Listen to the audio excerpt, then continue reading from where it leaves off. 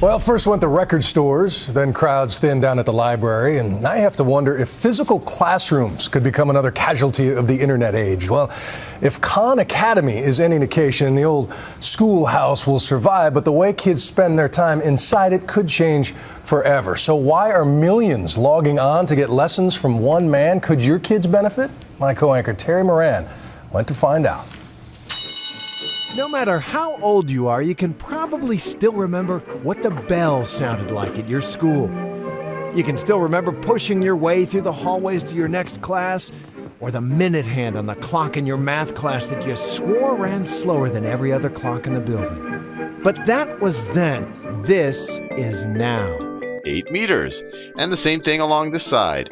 Welcome to the Khan Academy, online learning on steroids, a one-world schoolhouse that is skyrocketing in popularity, sparking controversy, and fundamentally challenging the very notion of education in the 21st century. What we're tackling right now is the learning side. How can we democratize the information, the knowledge, so that anyone can get to whatever level they want to? Sal Khan founded the Khan Academy kind of by accident. More on that in a minute.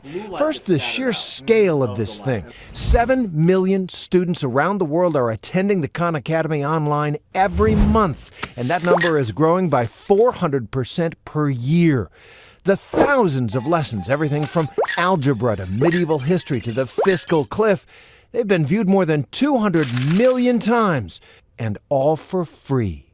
Are you out to dismantle our educational system? I'm not an education radical. A lot of what I'm doing and we're doing is really bringing back very, very old ideas that have been proven but somehow got lost in the fray. Sal Khan is an unlikely education reformer. He's a former hedge fund analyst, MIT undergrad, Harvard MBA, who just really stumbled upon his revolution when he tried to help a young cousin with her algebra homework back in 2004. I started tutoring her remotely. I was in Boston, she was in New Orleans, and after that, I started tutoring other family members and eventually put the stuff on YouTube. In a few weeks, Khan noticed that the stuff he was making for his relatives was going viral. The requests from strangers for more.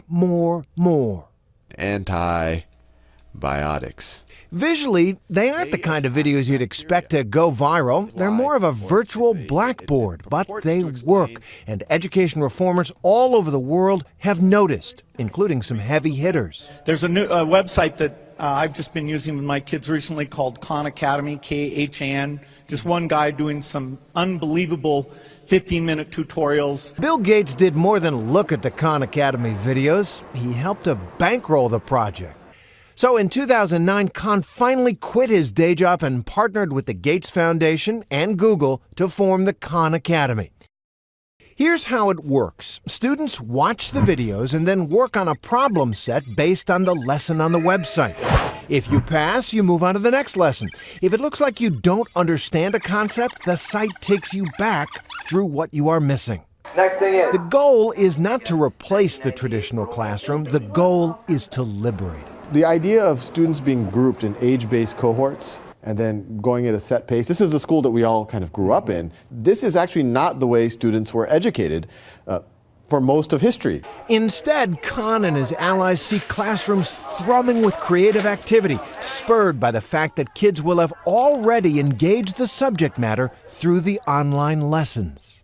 what does your ideal classroom look like? It won't be a bunch of chairs all positioned looking at someone in the front of the classroom. It'll be a much more collaborative space. It's not one pace fits all anymore. And the teacher will be doing focus interventions with them. They'll be mentoring them. They'll be inspiring them. They won't be lecturing at them.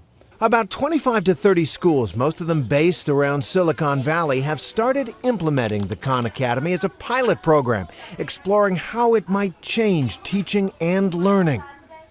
There are plenty of critics, but one big group of supporters. The single biggest thing that happened, and it wasn't obvious to us at first, the teachers and the principal told us, is that the students started to take ownership of their learning. They started to not say, hey, I'm passive, tell me what to do next. They started to say, these are my goals, I'm going to seek out the information. Teacher, you're my coach, you're my mentor, help me do it.